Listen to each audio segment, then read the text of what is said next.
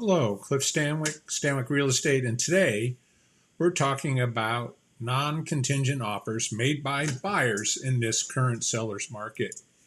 Hello and welcome to my Facebook Live. My name's Cliff Stanwyck. I am a real estate broker that services South Placer County in California, and this market never ceases to amaze me. It's been a seller's market for a long time, but we're seeing or I've seen, it's not a practice that I ever want to do, but a lot of times that's beyond my control, and that is we are seeing buyers totally waiving all their contingencies. They're waiving their loan contingencies, appraisal contingencies, and more importantly, their inspections, their investigative contingency that is standard in the contract. And this is really problematic, okay? And some aspects of this, I would say, is what is the intent when someone is waiving all their contingencies? And it really gets into the weeds here, because the way real estate is sold in this area in Northern California, sellers are not preparing a full disclosure package when they sell their house. And I've gone over in other videos, I've gone over the listing agreement and I've gone over the purchase agreement. And there's several statutory disclosures. And it really gets down to essentially there's a lot of gamesmanship. Okay, there's a lot of essentially tactics that can be employed by listing agents to basically cause some amount of how can I put it, a dumpster fire during these transactions. But one of the biggest issues is we don't have pre-sale disclosures, inspections, and reports when these houses go on the market. Even when I look out and I see disclosure links, which are probably less than 10% of the new listings, they don't have the transfer disclosure statement. They don't have the lead disclosure if the house was built before 1978. They don't have the defensible fire hardening addendum complete. They don't have the seller property questionnaire. They don't have an NHD available. They haven't done a home inspection. They haven't provided a roof inspection. They haven't provided a pest inspection. They haven't really given anyone all the information that they would want before they ask anybody to waive all these investigative stuff. And I think that's the part I really want to discuss. Is I want to discuss, we can look at the contract, right? And basically the contract, I'm having a little problem here. We can look at the contract, right? And the contract basically is that, hopefully it'll work here. Let me try to get my screen share here. There it is. So we can look at the contract, and I'm going to have to get this a little better set up here. Let me see if this one's better. Let me see. That's my disclaimer. God, I'm having a mess here today. So here's the residential purchase agreement that we want to look at on this thing here. So what I wanted to talk about is I want to talk about what it comes down here when it comes down to your contingencies. All right. So the contingencies on the new contract start in section L. All right. There's a loan contingency, and obviously in real estate that's a little complex here. That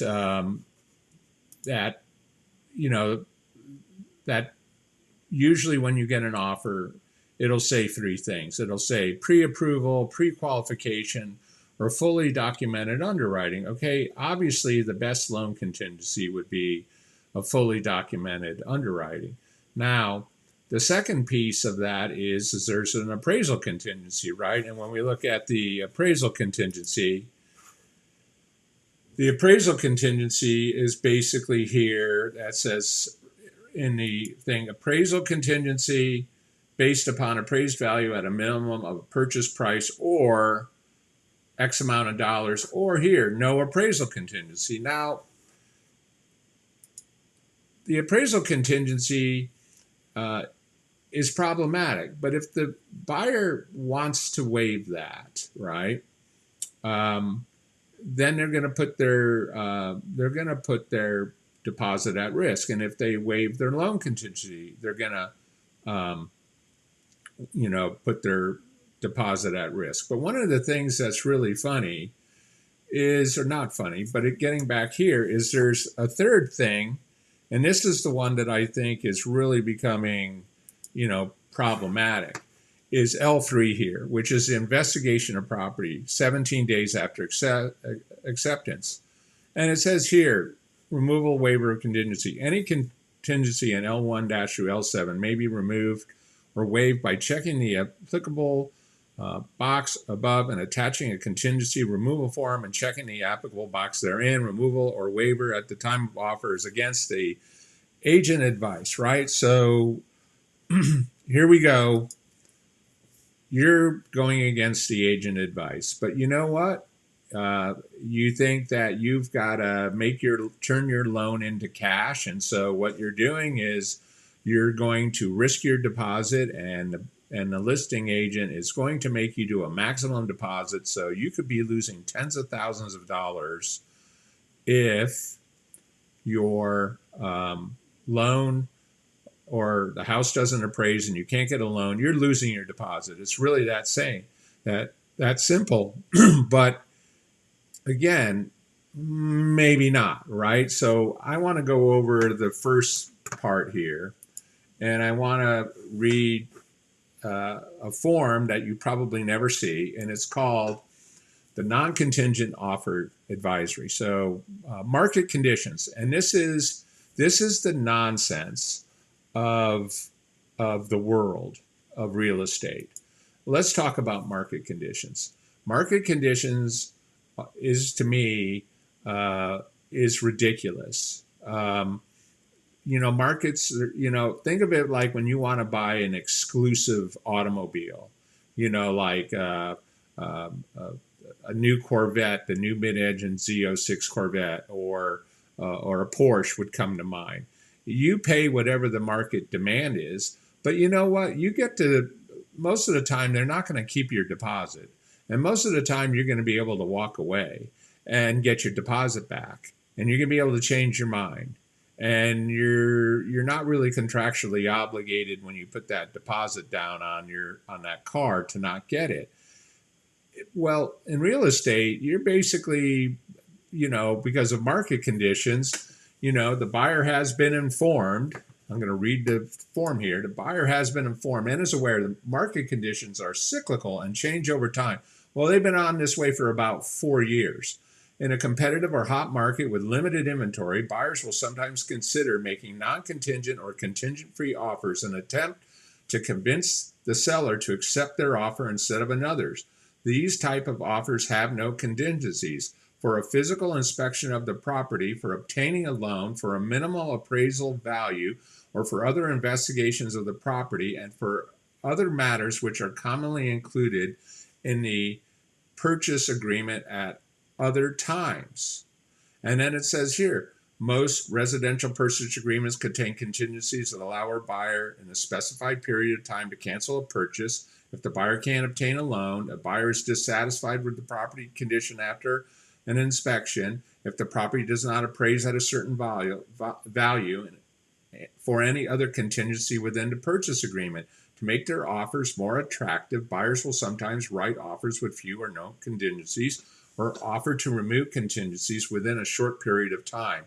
In a hot market, sellers will sometimes insist that buyers write offers with no contingencies. Okay, let's talk about that. It's not the sellers that are telling you to write offers with no contingencies.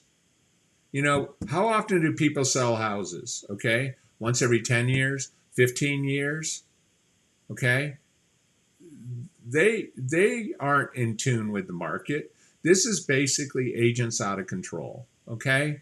This is agents that have let you basically realize that the only way you're going to win this house is to waive all your contingencies. And then here's where it gets funny. Here's where it gets really, really eye-waking when we tell you we're going to waive all our contingencies. We now play the contract game, okay? So let's talk about the contract game. In the residential purchase agreement, as we scroll down, there becomes a huge section in here, okay? So it says here in section 11, removal or waiver of contingencies would offer. Buyer shall have no obligation to remove a contractual contingency unless seller has provided all the required documents, reports, disclosures, and information pertaining to that contingency. If buyer does remove a contingency without first receiving all the required information from seller, buyer is relinquishing any contractual rights that apply to that contingency. If buyer removes or waives a contingency without an adequate understanding of the property's condition or buyer's ability to purchase, buyer is acting against the advice of the agent. Wow, seems pretty scary. Well, let me show you how it falls apart.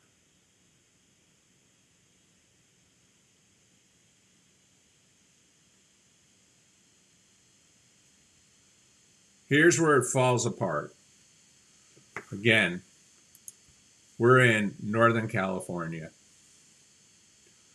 Termination rights, statutory and other disclosures. If any disclosure specified in paragraphs 11A, B, C, D, or subsequent or amended disclosure to those just specified is delivered to buyer after the offer is signed, okay, after the offer is signed, buyer shall have the right to terminate the agreement within 3 days after delivery in person or 5 days after delivery by deposit in the mail or by electronic record or email satisfying the Uniform Electronic Transaction Act, UETA, by giving written notice of rescission to seller or seller's authorized agent. If buyer does not rescind within the time period, buyer has been deemed to have approved a disclosure and shall not have the right to cancel.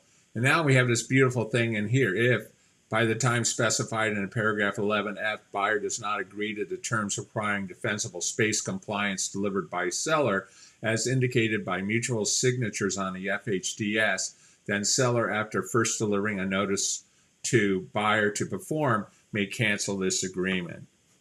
Okay, so that was this section right here I just read.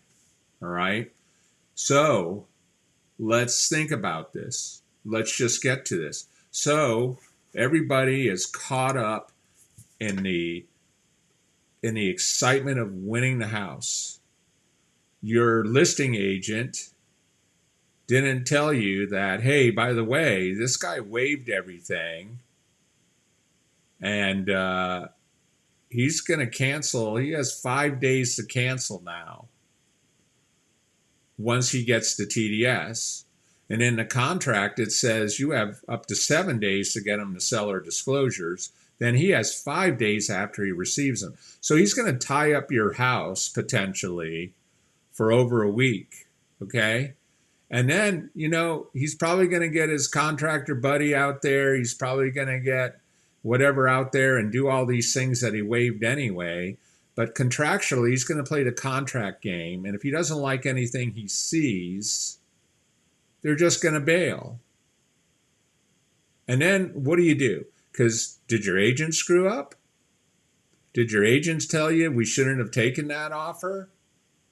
You know, maybe we should have taken the offer, the one that wasn't playing the game, that was going to just let us do our job, let us, you know, I mean, if we do our job right, is there going to be a problem with the appraisal?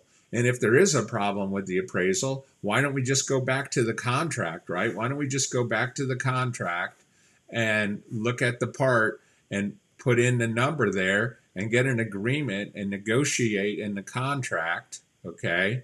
When we get to the contingencies, why don't we just get in a contract and say, hey, we're going to put the list price as the appraisal. And so, yeah, we're confident it's going to appraise for the list price, but anymore, you're going to be on the hook for it, okay? And again, you know, you you have to fill out all these forms, right? And let's go over these forms, okay? You have to fill out the real estate transfer disclosure statement, okay? And if you send this disclosure form over incomplete, like you check a box, you check one of these boxes here, and you don't fill in the describe, it's not complete. When that form goes back to the the buyer now gets 5 days to basically cancel the contract. So now we're playing games, okay? And I guess that's the point I'm really trying to make here, all right? We're playing games, all right? What you really need to do as a seller is you need to make sure in this market, because it is crazy, that you have done everything you can to fully disclose every issue with your property, the condition, the quality, the upgrades, everything you've done. You need to do all these disclosures. You really need to be doing a home inspection. You really need to be doing a roof inspection. You really need to be doing a pest inspection. And I'll share with you why. Because you're selling a very expensive thing right now, your home, and it's a lot of money. And what we're seeing in the market now is sellers are getting sued because of disclosure issues. And so when you start waiving disclosures and you start tightening time on or investigations and contingencies, and you start not, having a complete disclosure package and not having all that information available, you open yourself to liability because the buyers right now are twisting in the wind.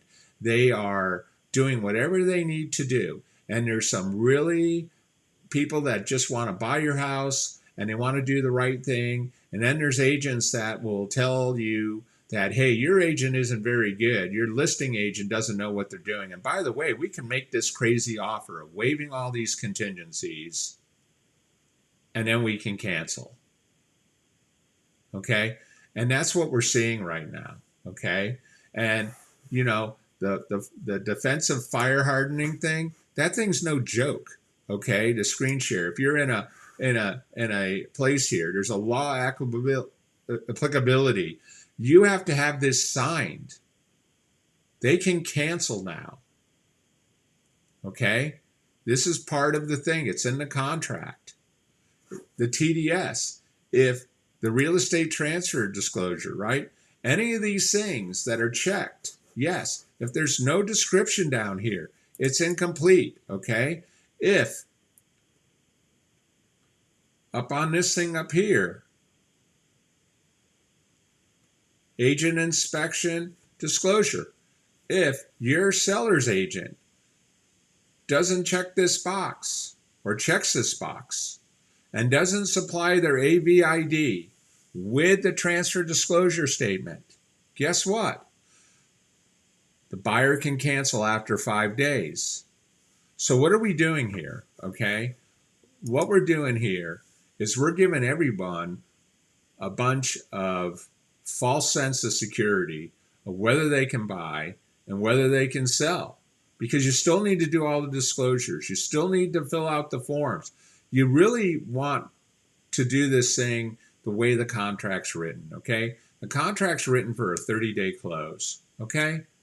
And I'm not talking about rent backs, and I'm not talking about replacement property or contingency for, the sale of the buyer's home. I'm talking that the normal gears in these contracts, right, are essentially 30 days, okay? That's how they work, all right? That's how they're supposed to work. And when all you're seeing now with all this gymnastics is you're just seeing a false sense of who's better. I'll tell you who's better. When you get a loan, you find out what the capability of that buyer is, okay? Because I'll tell you, a cash person doesn't mean they're going to buy your house. But if someone has gone and vetted themselves to someone else and they actually have the cash, like they can show you, not only can they get the minimum loan for the purchase at your house, but they have hundreds of thousands of dollars more. That's the person you want to sell your house to, right? And the other thing you want to do is you want to see where, who these buyers are and where they are in their process. Are they first-time buyers? You probably should throw in a home warranty. It has to be a give and a take. It isn't a stuff it down your throat. Well, for the last 2 or 3 years, there's a reason why real estate agents are basically not thought very highly. And I won't even get into the argument of, our fiduciary responsibility, fair and honest dealing, and to always do things in the best interest of our client. Waiving contingencies are not in the best interest of our client. Playing the contract game is not in the best interest of anyone, okay? We need to stick to the contract. I'm not arguing that we need to get the loan done and the appraisal done in 17 days, the loan done in 21, and we need to get the docs and everything, done by 30 days if you're a buyer. If you're a seller, we need to have all the disclosures done before we even list your house. Why are we giving them 7 days of the 17 days to do the buyer's investigations? If we take the 7 days away for your seller disclosures, right, then you don't need to give them 17 days. You can probably shorten up the investigative time period, okay?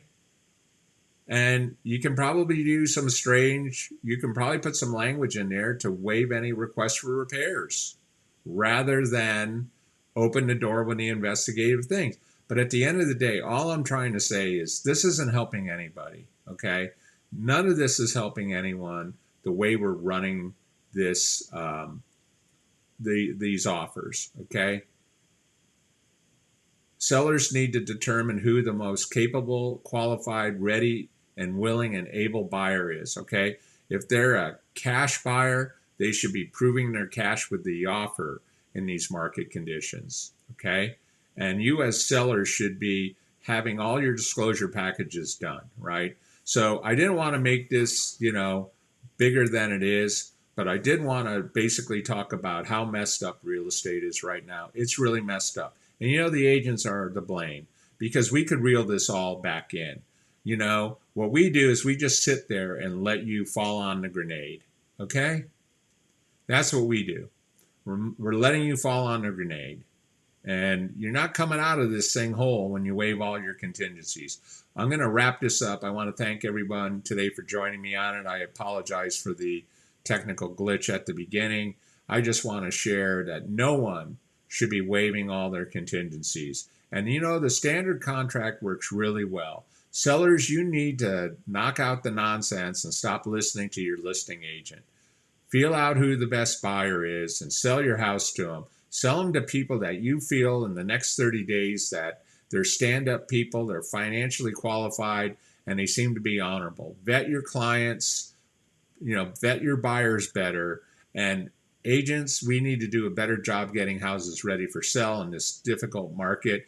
One day this market is going to flip, and it's about time we change the perception of what we do as real estate agents. What we do as real estate agents, and I've seen it now for 20 years, is the other side of the deal. One party in this deal never gets a fair shake, all right?